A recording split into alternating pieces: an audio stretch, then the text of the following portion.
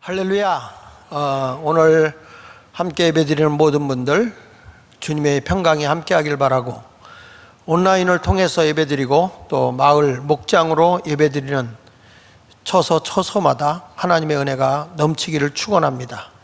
또 가정에서 가족과 함께 또 개인적으로 예배드리고 계시는 분들에게도 주님의 은혜가 그 자리에 성령으로 임재하는 시간이 되기를 바랍니다. 말씀을 듣는 중에 병도 치유되고 마음에 답답한 것도 어둠도 다 거쳐지기를 바랍니다. 주님이 함께 하심을 믿습니다. 지난 시간에 이어서 오늘 인내에 대한 말씀을 두 번째로 증거하도록 하겠습니다. 지난 시간에 말씀했지만 사람이 사회생활 할 때 절대적으로 필요한 것이 인내라고 했습니다. 성도들에게 인내는 우리 주님이 주신 그리스도인의 지켜야 할, 그리스도인들이 간직해야 할 예수님의 성품 중에 아주 소중한 성품이 인내입니다. 인내. 그래서 야고보 기자는 우리에게 인내할 것을 부탁하면서 그 인내를 온전히 이루어야 된다고 했습니다. 야고보서 1장 4절에 있는 말씀에 보면은 인내를 온전히 이루라. 이는 그 인내가 너를 온전하고 구비하여 모든 자격을 갖추어서 조금도 부족함이 없게 하려 하는 거다. 인내가 뭐냐? 나를 완전한 자격을 갖춘 자로 갖추게 하는 그런 품성이라는 거예요. 이만큼 인내라고 하는 것이 소중하다라고 말씀하고 있습니다. 삼국유사에 이런 얘기가 나오죠. 하늘의 신이 자기 아들 환웅이 세상을 다스리는 것을 그렇게 좋아하고 사모하고 있어서 그의 아들 환웅을 세상의 유익을 위해서 통치자로 내려보냅니다. 그래서 이 환웅이 태백 제일 높은 산지에 내려오게 되는데 신으로 내려온 거죠. 그래서 아버지 신이 그에게 너는 바람과 그리고 구름과 비를 가지고 사람들에게 곡식도 주고 또 저들이 풍요롭고 행복하게도 해주고 또 저들에게 있어서 그 선과 악도 구별하게 하고 잘못 살 때는 형벌이 있다는 것까지 알려주고 360여 종류의 그런 규칙을 통해서 사람을 행복하게 하라, 이런 걸 해가지고 환웅한테 이 세상을 내려보내고 행복한 모든 사람에게 유익함을 주는 일들을 하도록 했습니다. 그 삼국유사에 나오는 그냥 설화입니다. 설화. 그런데 그때에 이 환웅이한테 호랑이하고 곰이 찾아오죠. 그래서 호랑이와 곰이 환웅이한테 하는 얘기가 저도 사람이 되고 싶습니다. 나를 사람으로 만들어 주십시오라고 부탁을 할 때 이 환웅이가 쑥 한 포대기하고 그 다음에 마늘 20쪽을 주면서 좋다. 햇빛을 보지 말고 내가 굴에 들어가서 동굴에 들어가서 100일 동안 여기서 쑥을 먹고 마늘만 먹고 그리고 너희가 견디면 사람이 될 거다, 이렇게 얘기를 해줬어요. 그래서 호랑이하고 곰이 들어가서 마늘하고 쑥을 먹다가 너무너무 호랑이는 못 견디겠는 거예요. 그래서 못 견디고 호랑이는 뛰쳐나갔는데 곰은 계속해서 인내하면서 그가 이 21일 100일 중에서 21일을 견뎌요. 그 21일을 견뎠을 때 이제 여자가 되죠. 여자.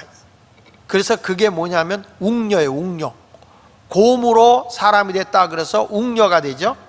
이때 환웅이가 사람의 모양으로 변신해 가지고 그래가지고 둘이 결혼을 해서 아이를 낳죠. 그게 누구냐면 단군 왕건이라고요. 그러니까 우리가 볼 때 단군이 어떻게 해서 왔느냐라고 물어보면 그게 이제 곰이 변화돼 가지고 여자로 돼 가지고 결혼해서 단군을 낳았다. 그래서 우리나라에서 여자는 곰이죠. 조상이.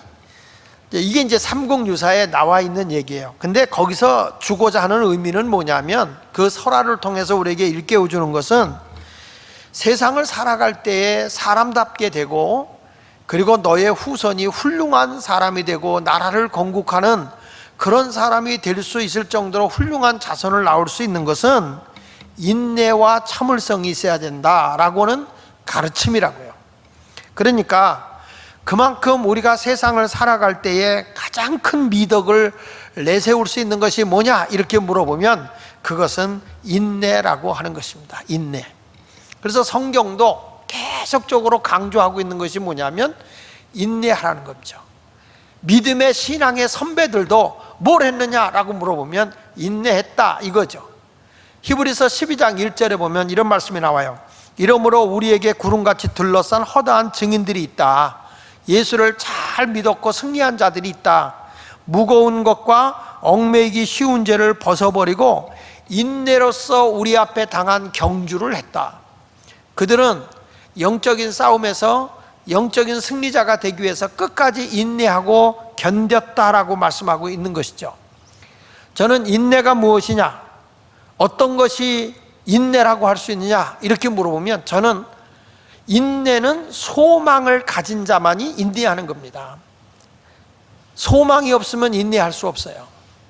그래서 오늘 인내가 뭐냐라고 하는 말씀을 오늘 야고보서 5장 7절로 11절에 우리에게 말씀해 주고 있는데, 첫 번째로는 인내는 농부의 심정으로 기다리는 것이다 이렇게 정의를 합니다.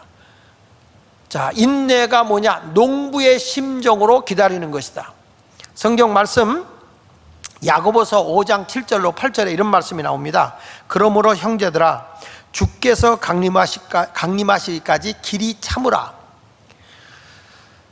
우리가 성경을 구약, 신약 이렇게 두 권으로 보는데, 구약이라고 하는 것은 앞으로 인류를 구원하기 위해 구세주로 메시아로 이 땅에 오실 예수 그리스도를 약속한 그런 내용이다. 그래서 그게 구약이에요. 이미 예수님이 오셨기 때문에 옛 약속이 된 거예요. 옛 약속. 근데 신약은 뭐죠? 새로운 약속이에요. 신약이라고 하는 것은 바로 부활 승천하신 메시아이신 예수 그리스도가 다시 이 세상을 심판하기 위해서 재림의 주로 오신다는 거죠. 재림의 주. 그래서 재림의 예수를 우리가 오신다는 약속을 받았다. 그래서 신약입니다. 재림의 주를 기다리는 것, 그것이 신약이에요. 근데 오늘 성경에도 보니까 형제들아 주께서 강림하시기까지, 그 말은 예수님이 다시 오실 때까지 너희는 길이 참으라, 인내하라. 보라, 농부가 땅에서 나는 귀한 열매를 바라고. 여러분 여기 보십시오. 농부가 덮어놓고 참는 게 아니에요. 여기 보면 땅에서 나는 귀한 열매를 바라고 길이 참아 그랬어요. 인내는 소망을 가져오는 거거든요. 소망이 있기에 인내하는 거예요. 그러면 농부의 소망이 뭡니까? 그것은 수확입니다. 내가 씨를 뿌려서 거두어서 내 소득을 얻고자 하는 소망입니다. 그래서 농부는 땅에서 나는 귀한 열매를 바라고 길이 참고 있다는 것이죠. 근데 여기서 주께서 강림하시기까지 길이 참으라 라고는, 이 길이 참으라는 말은 원문에서 보니까 이런 말이에요. 짜릿한 기다림, 원뜻이 짜릿한 기다림이라는 거예요. 아주 우리를 행복하게 하는 기다림이라는 거예요. 여러분, 소망 있는 기다림은 지금이 힘들고 어려워도 즐겁게 이길 수가 있어요. 군인들이 군대 가서 기합받고 막 힘든 일이 있어도 병사들끼리 외치는 말이 있어요. 아무리 고달프고 힘들어도 그들이 하는 말이 국방부 시계는 돌아간다 그런다고요. 무슨 얘기입니까? 나는 제대할 날을 기다리고 있다는 거죠. 나는 소망이 있다. 이렇게 고생만 하고 있는 게 아니라 나는 진정으로 제대할 날, 그래서 내가 자유롭게 세상에 나가서 살 그날이 있다라는 소망을 가지고 인내하는 거예요. 그러니까 우리가 예수님을 믿고 예수님의 품 안에서 살아가는데 힘들고 어려운 일이 있다 할지라도 짜릿한 기다림이 있다는 거예요. 재림할 예수를 소망하고 있다는 겁니다. 여기 보십시오. 농부가 땅에서 나는 귀한 열매를 바라고 길이 참아 이른 비와 늦은 비를 기다린다는 겁니다. 이른 비라는 씨를 뿌리기 전에 비가 와야 되잖아요. 모를 내기 전에 물이 고여야 되니까. 그러니까 이 중동 국가는 씨를 가을에 뿌린다고요. 그래서 가을에 이제 그 우리로 말하면 가을이죠. 중동 국가는 열대지방이니까 가을에 비를 기다려요. 그리고 수확을 언제 하는지 아십니까? 봄에 합니다. 수확을. 그런데 이게 수확이 되려고 하면 알곡이 막 익으려고 하면 그만큼 수분이 필요해요. 그래서 늦은 비가 있어야 열매를 맺을 수 있어요. 이른 비를 있어야 우리가 종자를 심을 수 있고, 늦은 비가 있어야 수확할 수 있는 열매가 많이 맺어질 수 있단 말이에요. 자, 이런데 이 농부들이 이른 비와 늦은 비를 기다리고 있을 때 그냥 가만히 있는 게 아닙니다. 저는 시골에서 농사를 아버지를 따라서 같이 해봐서 하는데요, 시골에서 농사 짓는 분들이 비가 오잖아요. 비가 오면 그냥 집 안에 있는 게 아닙니다. 다 밭으로 논으로 나갑니다. 그래서 밭에 물이 안 빠지고 물이 고이면 씨가 썩기 때문에, 그래서 이 고랑을 만들어서 물이 잘 빠지게 하고요, 논에도 벼를 심어 놓은 것이 물에 잠기면 안 되니까 어느 정도 물이 고이면은 이 또랑을 뚫어서라도 물이 밑으로 나가게, 흘러나가게 해줘야 된단 말이야. 그러니까 그만큼 능동적인 행동을 하는 거예요. 그래서 자기가 할 일은 하지만 수확을 얻을 수 있는 열매는 누가 줘야 되느냐? 하나님이 주셔야 된단 말이에요. 그러니까 그 열매가 올 때까지는 뭐 해야 되느냐? 참는 거죠. 여기 성경에 뭐라고 그래요? 너희도 길이 참고 마음을 굳게 하여. 그래서 너희도 길이 참고 마음을 굳건하게 하라. 주의 강림이 가까우다. 예수님이 가까이 오실 걸 알고 마음을 굳게 하라. 이 말은 마음을 확정하라, 마음을 단단히 먹어라, 이런 말이에요. 이걸 좀 더 쉽게 얘기하면 이런 의미가 있습니다. 남녀가 아주 행복하게 연애를 했습니다. 둘이 결혼을 약속을 했어요. 근데 남자가 약속을 하고 군대를 갔습니다. 그래서 여자가 기다리고 있는데 갑자기 여자 옆에 멋있는 남자가 나타난 겁니다. 자, 이때 이 여자의 마음이 흔들립니다. 아, 내 얘기를 듣자면 군대 간 남편은 버리고, 그 애인은 버리고 신발을 거꾸로 신는 거다, 뭐 이런 얘기도 있는데, 내가 저렇게 멋있고 저 능력 있고 잘생긴 사람하고 결혼할까?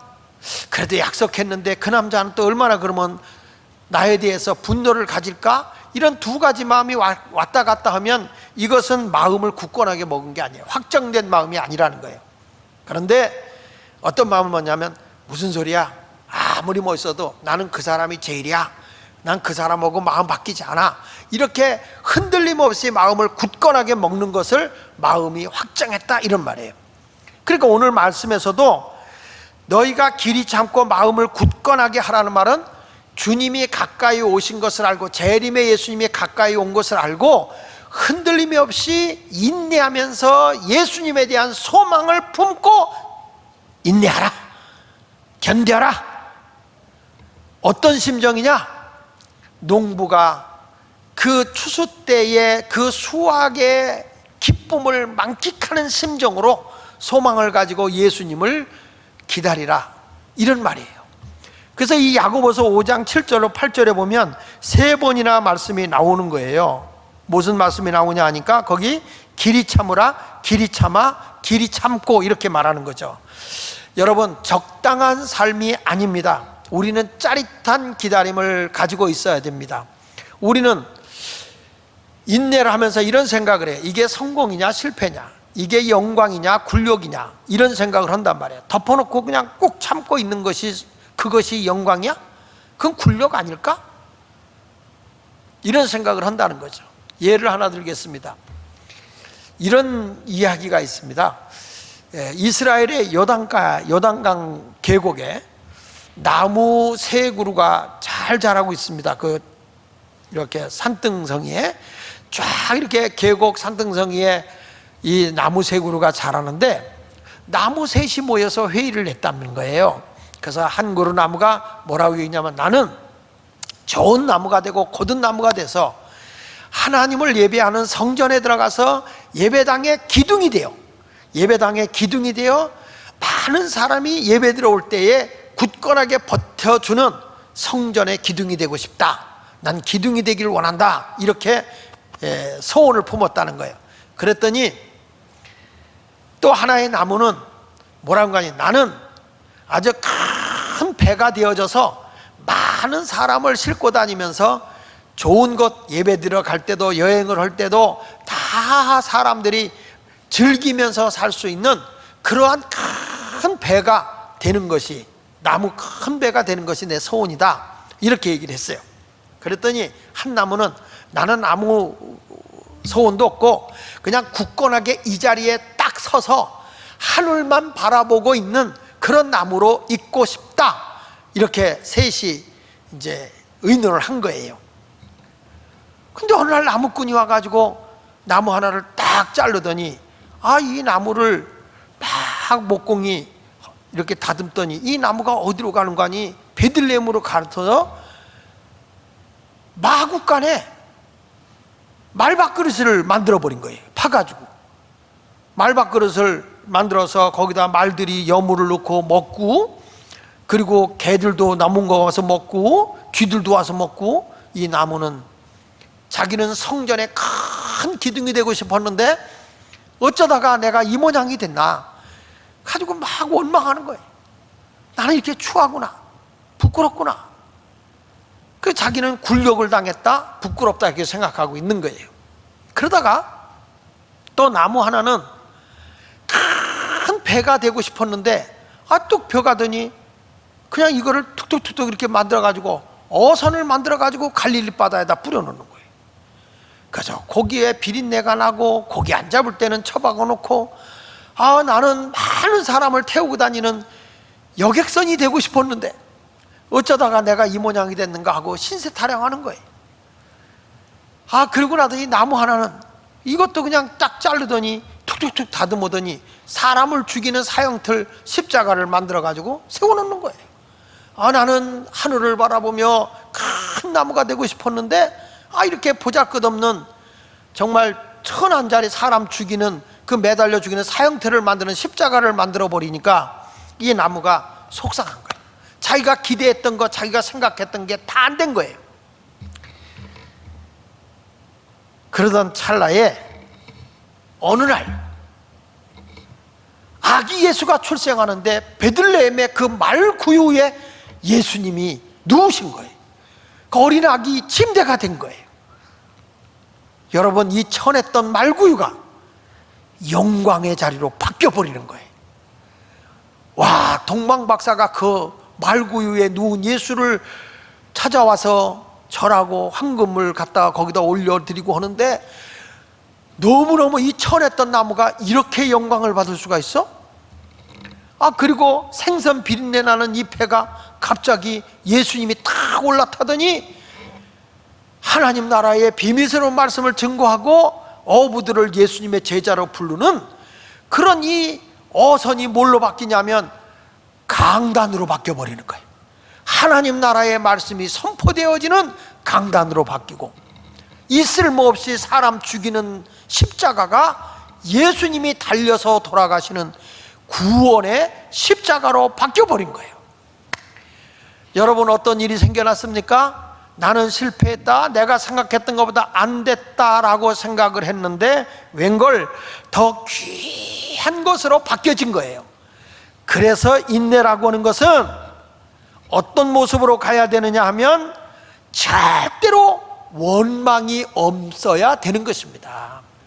그래서 우리가 두 번째 인내가 뭐냐 그럴 때 원망하지 않는 삶이다, 이거예요. 인내는 원망하지 않는 거예요. 따라합시다. 인내는 원망하지 않는다. 지금 내가 실패의 자리, 천한 자리, 어려움 자리에 있다 할지라도 여러분, 예수가 없으면 정말 나는 굴욕적이고 실패의 삶일 수 있어요. 근데 지금까지 천한 자리에 있다 할지라도, 어둠의 자리에 있다 할지라도 생명 되신 예수 그리스도가 거하는 순간에 그 말밥그릇이 예수님의 탄생의 그릇으로 바뀌듯이, 그리고 빛내나는 배가 사람을 불러 세계 인류를 구원할 제자들을 부르는 소명의 자리가 되고 하나님의 나라의 말씀이 전파되어지는 강단이 되듯이, 사람을 죽이는 십자가의 형틀이 오히려 예수님의 그 영광스러운 구원의 십자가가 되는 영광스러운 십자가가 되듯이, 내 인생 속에 예수 그리스도가 내 안에 거하면 사랑하는 여러분은 영광이 될 것이며 인생의 성공자가 될 수 있는 것을 믿으시기 바랍니다. 그러니까 야고보서 5장 9절로 10절에 말씀하고 있는 것입니다. 형제들아, 서로 원망하지 마라. 그리하여야 심판을 면하리라, 이렇게 말하잖아요. 원망하지 않아야 너희들 심판이 없다, 영광이 된다, 복이 된다, 행복함이 된다는 거예요. 부부간에도 서로 원망하지 마라. 부모와 자식 간에 원망하지 마라. 믿음의 식구들 간에 원망하지 마라.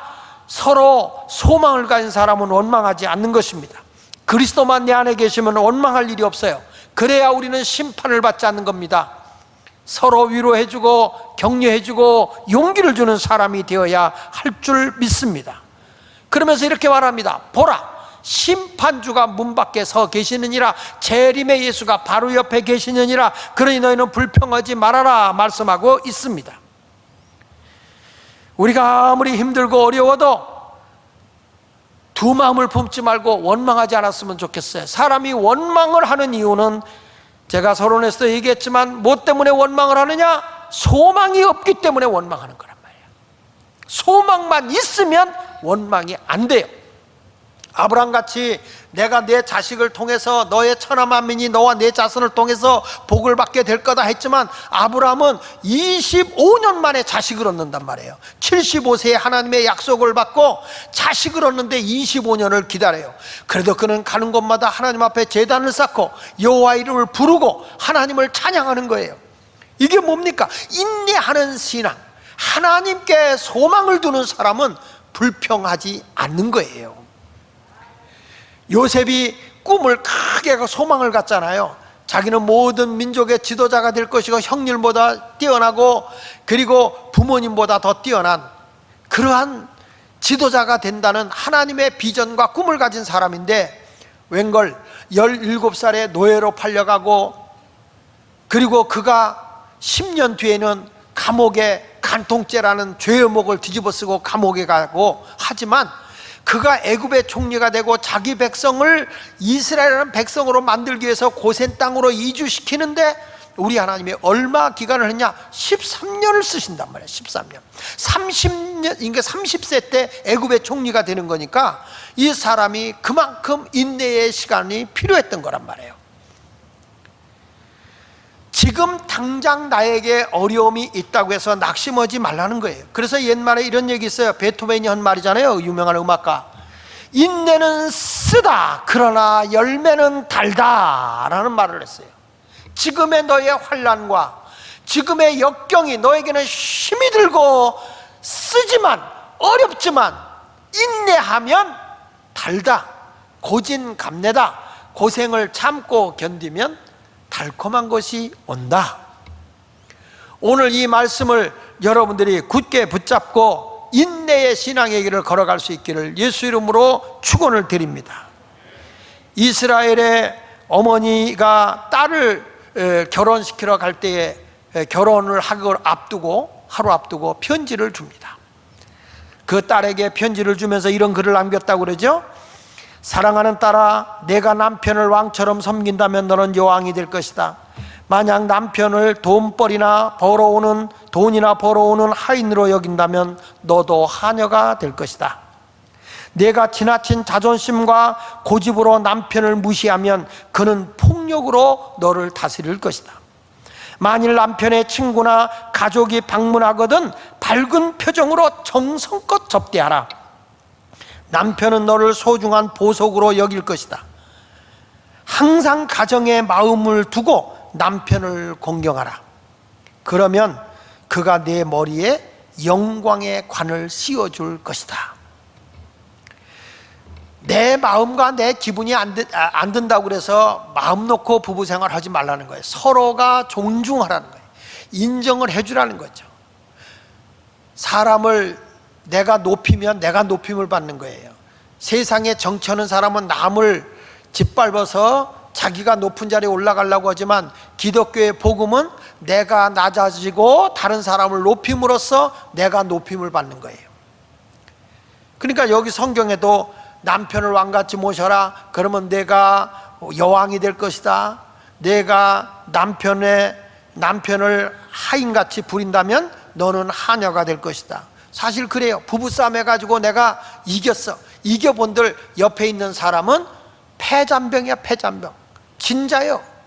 옆에 있는 사람이 진자로 남기지 말고 사랑하는 자로 남겨놔야 되거든요.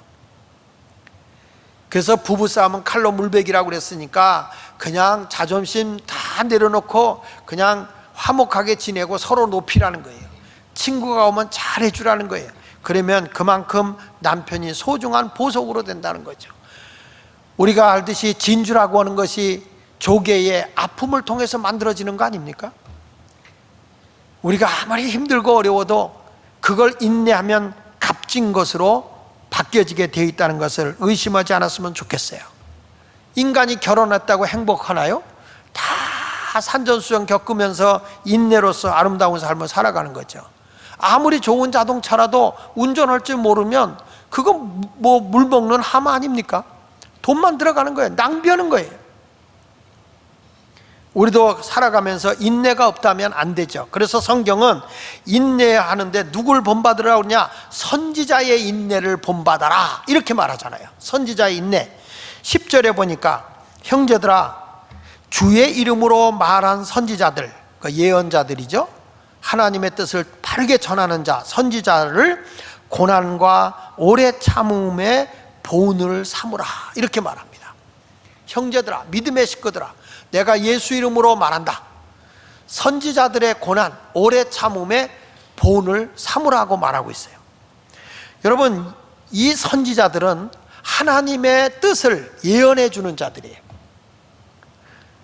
근데 그게 좋은 예언만 되는 게 아니라 하나님의 뜻대로 하나님의 원하시는 대로 살지 않는 이스라엘 백성들을 하나님이 징계하고 심판한다는 그런 내용의 말씀을 전하는 게 예언자들이고 선지자들이라고요. 일반적으로 예배를 드리고 성도들이 바르게 살도록 해주는 것은 그것은 그냥 제사장들이 제사장. 근데 성경에 나오는 구약의 선지자들은 어떤 거냐? 하나님의 말씀을 예언해 주는 자들이에요. 그래서 그 예언자들 가운데 보면 크게 세 종류로 이제 예언자를 평합니다. 무슨 얘기냐면 일반적인 예언을 하는 사람들이 있어요. 뭐 일반 평민들이라든지 하나님의 환상을 보고 하나님의 뜻을 깨달아서 일반에 이름 없이 이렇게 전해주는 예언가를 로에라고 그래요. 로에라는 말은 그냥 평범한 예언자예요. 일반적으로 깨우쳐주는 사람이 로에입니다. 그 반면에 호제라는 예언가가 있어요. 호제. 이 호제는 누구냐면 그 왕이나 높은 자리에 있는 사람들에게 그 월급을 받아가면서 저들에게 예언을 해주는 거죠. 그런데 그들의 비유에 맞추어서 그들 마음에 맞게끔 하는 거예요. 하나님의 뜻에 예언을 해주는 게 아니라 그냥 저들의 마음에 맞춰주는 월급쟁이, 점쟁이 같은 그런 예언을 해주는 자들이 바로 호제예요. 반면에 하나님에게 문서를 남겨놓고 하나님의 말씀을 그대로 전해주는 문서 예언자라고 그러거든요. 문서 예언자. 이런 예언자를 나비라고 해요. 나비. 근데 같은 나비인데도 문서 밖의 예언자가 있어요. 그건 누구냐면 엘리야와 같이, 나단같이 왕이나 이런 잘못된 사람들에게 하나님의 뜻을 바르게 전해주는 선지자. 문서는 써놓지 않았는데 문서 밖에 있는 예언자를 나비라고도 하고 문서를 써놓은 예언자를 나비라고도 합니다. 예를 들면 예레미야서, 이사야서 또는 에스겔서, 하박국서, 스바냐서, 학개서 이런 예언자들은 다 문서 예언가예요. 그러나 엘리야는 성경 쓴 게 없어요. 나단 선지자도 성경 쓴 거 없어요. 이런 사람들은 뭐라고 얘기하냐면 문서 밖의 예언자, 선지자라 이렇게 얘기합니다. 그런데 이런 문서 예언자나 문서 밖의 예언자들이 예언을 하게 되면 어떤 일이 오냐면 많은 환난과 어려움이 오게 되죠. 이제 이런 경우가 있죠. 예를 들면 아합 왕의 딸하고 여호사밧 왕의 아들하고 결혼을 해서 이제 사둔간이 돼요. 사둔간이 됐는데 어느 날 아합 왕이 여호사밧 왕을 불러놓고 우리가 저 아시리아 저 나라를 좀 전쟁하러 가자, 연합군을 쳐가지고 해가지고 올라가자. 아유, 사돈지간이 우리 같이 가서 싸우러 갑시다. 그런데 여호사밧이 참 믿음이 좋은 사람이에요. 여호사밧 왕이 뭐라는 거 아니? 그냥 우리 싸우러 가지 말고 이 싸우러 가는 것이 하나님의 뜻인지 아닌지, 하나님이 우리를 전쟁에서 승리하게 할지 안 하게 할지 우리가 그것을 좀 알아보자. 그래서 아합 왕 밑에 있는 그 예언자 시드기야하고 400명의 예언자를 데려다 놓고 예언을 시킵니다. 그랬더니 시드기야는 호재예요. 호재이기 때문에 돈을 받고 뭐 하는 사람들이라 거기 비유에 맞춰서 하는 거예요. 왕이여, 올라가 싸우시옵소서. 하나님이 당신을 도와서 대승을 거둘 것입니다. 전쟁을 할 겁니다. 전쟁에서 승리해 가지고 올 겁니다. 이렇게 이제 예언을 해주는 거예요. 근데 하나님을 잘 믿는 여호사밧 왕이 보니까 시드기야하고 이 400명이 너무 쉽고 일사천리로 하는 걸 보고 여호사밧 왕은 뭔가 좀 이상한 마음이 드는 거예요. 그래서 다시 아합 왕한테 묻습니다. 하나님의 선지자가, 하나님의 예언자가 이분들이 답니까? 라고 얘기하니까 한 놈이 있긴 있어요. 그게 누구냐면 미가야가 있는데 이 사람은 나한테 절대로 좋은 말 안 하는 사람이라고, 나쁜 말만 골라서 하는 거라고. 그래도 하나님의 뜻이 뭔지 알아야 되니까 그분도 좀 모시고 한번 들어봅시다. 그래서 이제 미가야 선지자를, 예언자를 불러요. 그랬더니 미가야가 그 얘기를 딱 듣더니 비아냥거려요. 저런 거 하면서 가세요. 가서 싸워보세요. 잘 이길 거예요. 뭐 시드기야가 이긴다고 그랬잖아요. 가서 싸워봐요. 그래. 그러니까 아합 왕이 그러지 말고 진실로 좀 얘기해봐요. 그랬더니 이 미가야 선지자가 뭐라고 얘기하는 거냐면, 내가 어저께 기도하다가 하나님의 보좌에 하나님의 음성, 그러니까 그걸 여호와 회의라고 그래요. 여호와 회의. 그 하나님과 함께 이렇게 참여했는데 이 전쟁은 당신이 패할 것이고 올라가면 아합 왕 당신은 죽을 거요. 이렇게 얘기를 했어요. 그랬더니 시드기야가 그럼 내가 거짓 선지자라는 거야? 그리고 가서 미가야의 뺨을 때리죠. 근데 아합 왕이 누구 말을 들어요? 시드기야와 400명의 선지자의 말을 들어요. 그래서 싸우러 갔다가 정말 아합 왕이 그 자리에서 활을 맞아 죽게 되지 않습니까? 이런 내용들을 하는데 이 바르게 하나님의 선지자로서 예언의 말을 하게 되면 바로 학대가 오는 거죠. 여러분 잘 아는 에레미야 선지자도 고향 아나돗의 사람들에게 예언하면서 당신들이 우상 숭배하고 하나님을 영화롭게 하지 않았기 때문에 하나님은 당신들을 심판해서 다 죽일 겁니다 라고 얘기를 해요. 그랬더니 아나돗에 있는 사람들이 에레미야를 죽이려고 달려들잖아요. 뭐 에레미야는 뭐 매도 많이 맞고요, 옷도 찢기고요, 멍에를 씌워서 갇히기도 하고요, 하여튼 생명의 위협의 선에서 이 죽음의 사선을 너무 많이 넘은 사람이 에레미야입니다. 이렇게 하나님의 종의 선지자가 선지자의 길을 걸어간다는 것이 참으로 어려운 일이죠. 그런데 우리 성경에 보면 에스겔 선지자가 있어요. 에스겔 선지자. 그 에스겔 선지자도 에스겔서 24장에 보면 하나님이 이렇게 얘기합니다. 앞으로 이스라엘 나라가 우상 숭배하고 바알신을 섬기고 하나님 앞에 공의롭지 않았다. 이 공의롭다, 이 성경에서 말하는 공의라고 하는 것은 네 가지를 일컬어서 공의라고 그래요. 첫째는 뭐냐면 힘없고 연약한 자를 압제하지 말라. 그러니까 성경에서 공의 딱 나오면 네 가지를 딱 기억해야 돼. 압제하지 마라. 두 번째 가서는 연약한 자의 피를 흘리지 마라.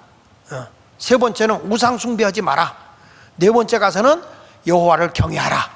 이 네 가지를 공의라고 얘기를 해요. 성경에서 말하는 공의, 그러면 연약한 자를 압제하지 마라, 그리고 약한 자들의 피를 흘리게 하지 마라, 우상 숭배하지 마라, 그리고 여호와를 경외하라.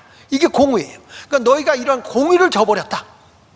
공의를 저버렸기 때문에 너희들에게는 이제는 하나님의 심판이 오는데 자식들도 죽고 오고 적에 의해서 포로로 끌려갈 것이고 죽게 될 것이다 라는 얘기를 하면서 사람이 죽어도 울지도 말고 슬퍼하지도 말고 그리고 탄식만 하게 될 거다. 너희들 탄식만 할 거다. 그리고 사람이 장례식도 못 치르기 때문에 장례 음식도 먹지 마라. 이렇게 얘기를 해요. 이러면서 뭘 얘기하냐면 에스겔아, 네 아내가 내일 죽을 거야. 그랬을 때 너는 슬피 울지 마. 그리고 그들의 슬퍼하지도 말고 눈물도 보이지 말고 장례 음식도 절대 먹지 마라. 탄식만 해라. 왜 에스겔 선지자에게 그 아내를 먼저 죽게 하고 그런 일을 했냐면 내 마음이 그렇다. 내 마음이 너희들 백성들을 볼 때 그렇다. 지난 금요일날 제가 설교하면서 그런 얘기 했죠. 수요일날 사도행전 강의하면서 그런 말씀했습니다. 한나가 자식이 없어서 통곡하고 울지요. 자기가 그 하녀로 있었던 사람이 자식을 낳고 난 뒤에 엘리 제사장 밑에 있는데 그 엘가나 밑에 있는데 그렇게 한나를 괴롭히는 거예요. 그 자식 못 낳은 것이 너무 가슴이 아파서 그가 성전에 들어가서 그냥 통곡을 하고 울잖아요. 통곡을 하며 하나님 앞에 흐느껴 울며 기도를 합니다. 그때 엘리 제사장이 술 취했다고 할 정도로 통곡하고 슬피 우는데 그가 슬피 울며 기도하다가 하나님의 음성을 듣는다고요. 그때에 어떤 모습으로 듣냐면 한나야, 네가 자식을 못 낳은 것이 가슴 아프지? 내가 너무 원통해서 울지? 한나야, 내 심정이 내 심정이란다. 이 나라에 내 뜻을 바르게 전해주는 제사장도 선지자도 없어. 내 뜻을 전해줄, 내 뜻대로 살아줄 하나님의 아들, 딸이 없어. 너 자식이 없어서 통곡하고 울잖아? 나는 내 뜻대로 살아가는 내 자식이 없어 통곡한다. 하나님의 심정이 통곡하고 있는 한나에게 그대로 전달된 거예요. 그때 한나가 하나님 앞에 고백한 내용이 뭡니까? 나에게 자식만 주시면 나는 머리카락 하나 손대지 않고 하나님의 선지자로 내 자식 드릴게요. 그게 사무엘입니다, 여러분. 우리가 오늘 이 시간에 하나님 앞에 기도하며 내가 힘들고 어려울 때 고난이 온다 할지라도 하나님의 뜻대로 살아가는 것이 너무 어렵다고 할지라도 우리는 인내하면서 하나님이 원하는 길로 걸어가야 할 줄로 분명히 믿습니다. 호세아 선지자가 창녀와 결혼하라고 그러잖아요. 하나님이 왜요? 내 뜻을 너희가 알아야 되기 때문이다. 너희 백성이 영적 간음을 하고 우상 숭배하는데 내가 그래도 너희를 포기하지 않아. 고멜이 아이 낳고 있다가 뛰쳐나가면 또 데려오고 뛰쳐나면 또 데려오고 하는 것처럼 내가 너희를 못 버리고 있다. 그 심정을 호세아를 통해서 온 백성에게 알려주기 위해서 호세아에게 그런 결혼을 하게 합니다. 여러분, 이사야는요 옷을 벗고 돌아다니게 합니다. 하나님이 선지자에게. 왜 그러냐? 앞으로 너희가 전쟁을 통해서 포로로 끌려가게 될 때에, 포로는 그때 옷을 벗기고 끌고 가거든요. 너희 백성이 이렇게 벗고 다닐 거야. 벗고 수치를 입은 채로 포로로 끌려갈 거야. 그렇게 예언을 하는 거예요. 멀쩡하게 있는 사람들 앞에 가서 너희들 하나님의 뜻대로 살지 않으면 이런 일이 온다, 이런 고통이 온다. 그러니 바르게 예언하는 사람에게 환난이 안 오겠습니까? 고난이 안 오겠습니까? 엄청난 고난이 오는 거예요. 오죽하면 그 능력의 엘리야가 그리 시냇가에 가서 나 이젠 더 이상 못하겠어요. 하나님 날 잡아가세요. 난 이젠 더 이상 이 선지자 사역 못하겠습니다. 통곡했잖아요. 하나님의 뜻대로 살게 되는 나다나엘은 사자굴 속에도 들어갔잖아요. 여러분, 쉽게 신앙생활 하는 거 아닙니다. 인내로서 선지자의 본을 받아야 되는 겁니다. 하나님의 원리대로 살아간다는 게 그만큼 힘들지만 우리는 인내로서 하나님을 바라보고 나가야 되는 거죠. 그것이 그리스도인의 자세인 줄로 믿습니다. 마태복음 5장 11절로 12절에 말합니다. 나로 말미암아 너희를 욕하고 박해하고 거짓으로 너희를 거슬려 모든 말을 할 때에는 너희에게 복이 있다. 내가 하나님의 뜻대로 바로 살려고 하니까 욕하고 박해하고 거짓으로 너희를 거슬려 모든 악한 말을 할 때는 너희에게 복이 있나니 기뻐하고 즐거워하라. 오히려 기뻐하랍니다. 왜냐? 하늘에서 너희 상이 큼이라. 너의 전에 있던 선지자들도 이같이 박해를 하였느니라. 인내는요, 그만큼 고난과 아픔이 있다는 증거예요. 그거 없으면 인내할 필요도 없죠. 억울한 누명도 쓰고 별일을 다 당해요. 그래도 견디는 거예요. 인내하라. 선지자들 같이 인내하라. 신앙의 본을 보이라고 우리에게 말씀하고 있습니다. 그리고 마지막으로 누구같이 인내하라고 그랬어요? 욥과 같이 인내하라고 말씀하고 있습니다. 이 욥의 인내를 배우라고 그럽니다. 성경 말씀 야고보서 5장 11절에 보라, 인내하는 자를 우리가 복되다 하나니. 인내하면 복받아요. 아멘 좀 하시죠. 여러분, 억울해요. 그렇다고 막 퍼부어서 얻어질 건 없어요. 그런데 하나님이 더 좋게 하실 거야. 주님 앞에 와서 기도하는 거죠. 에스더와 같이 죽으면 죽으리라며 금식하면서 위기 앞에서 기도하고 인내하니까 인생이 역전되잖아요. 인내하는 자를 우리가 복되다 하나니. 신앙생활 하다가도 자기 마음에 안 들면요, 획 하고 돌아서서 떠나는 사람들이 있어요. 인내 없는 신앙생활 하는 분들이 있어요. 불행한 거죠. 사울 왕이 말이죠, 사무엘 선지자 제사장이 늦게 온다고 제사를 드려서 안 되는 걸 제사를 자기가 터썩 드려버렸어요. 사무엘 선지자가 늦게 와가지고 뭐 하는 겁니까? 아니, 당신은 늦게 오고 저 블레셋 군대는 우리를 쳐들어오려고 하고 너무 두려워서 우린 예배도 못 드렸기 때문에 예배를 내가 드렸습니다. 인내하지 못한 사울왕, 그것 때문에 하나님이 왕족을 멸한 거예요. 당신이 할 일이 있고 당신이 안 할 일이 있다.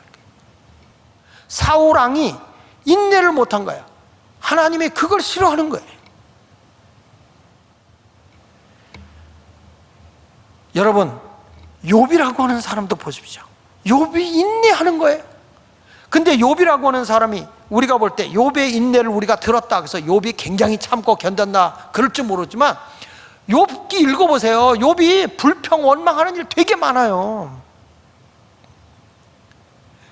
왜 하나님, 내가 태어났을 때 차라리 죽게 하지, 왜 나를 엄마 젖을 빨게 했나요? 왜 하나님 나에게 젖발 힘을 줬나요? 이러면서 원망 많이 합니다, 욥. 그런데 중요한 게 있어요. 원망하고 불평하더라도요, 주님 앞에 고꾸라지는 원망을 하시라고. 주님을 등지고 멀리 가는 원망하지 말고 예수님의 십자가 앞에 고꾸라지면서 원망해보라고. 그래야 하나님의 은혜와 능력이 오는 것이지, 못마땅하다, 속상하다 그래서 하나님을 등진다거나 주님을 멀리 떠난다거나 교회를 멀리 한다거나 이런 신앙은 갖지 말라는 거예요. 그래서 여기 보면 욥의 인내를 들었고, 여기 보십시오. 들었고 11절에 보니까 주께서 주신 결말을 보았다. 난 이 성경을 보면서 깨달은 게, 욥이 인내한 게 아니라 우리 하나님이 욥을 끝까지 지켜보고 있는 거예요. 하나님이 인내하시는 거예요. 그리고 결말을 보고 주는 가장 자비하시고 긍휼히 여기시는 자. 하나님이 욥을 자비롭게 긍휼히 여겨준 거지, 사실 욥이라는 사람이 그렇게 인내심이 강한 사람이 아니야. 그런데 그래도 하나님 앞에서 불평한 거지. 그래도 하나님 앞에 거했던 것이죠. 근데 뒤늦게 알고 있던 하나님을 경험합니다. 자, 보십시오. 어떻게 하냐면 욥기 42장 5절로 6절에 내가 주께 대하여 귀로만 듣기만 하였는데 이제는 눈으로 주를 배웠다. 이제는 지식적으로 하는 하나님이 아니라 실질적으로 경험으로 알았다. 그러므로 내가 스스로 거둬들이고 티끌과 재 가운데서 회개하는 거야. 욥이라고 하는 사람이 이제 하나님의 은혜를 아는 거예요. 아까 얘기했잖아요. 제가 한나의 기도, 자기는 자기 자식 없는 것만 막 원통해서 했는데 나중에 그 원통함으로 기도하다가 하나님의 심정을 알게 된 거예요. 하나님의 심정을 알게 되니까 나에게 자식 주면 내가 하나님의 선지자로 드릴게요 라고 드린 거예요. 여러분, 우리도 이번에 어려움이 왔을 때 하나님의 마음을 헤아려 보자 이 말이야. 하나님께서 우리를 복되게 인도해 주실 줄로 믿습니다. 인내라고 하는 것은 생각보다 쉽지는 않습니다. 그렇지만 끝까지 하나님 앞에, 속상하고 힘들어도 하나님 앞에, 하나님 나 너무 힘들어요, 십자가 밑에 내려놓자. 주님을 등지지 마라. 주님을 멀리하지 마라. 욥처럼 투덜투덜대는 한이 있더라도 십자가 앞에서 고꾸라지면서 투덜대라. 그러면 하나님이 우리의 결말을 좋게 해주신다는 거예요. 하나님이 복되게 해주신다는 거예요. 우리 모두 인내로서 승리하여 하나님의 상과 복을 받고 성공의 삶 그리고 영광의 삶이 될지언정 패배의 삶, 굴욕의 삶을 살지 않는 승리자로서 성공적인 삶을 살아가는 그리스도인이 되시기를 예수 이름으로 축원합니다. 기도하겠습니다.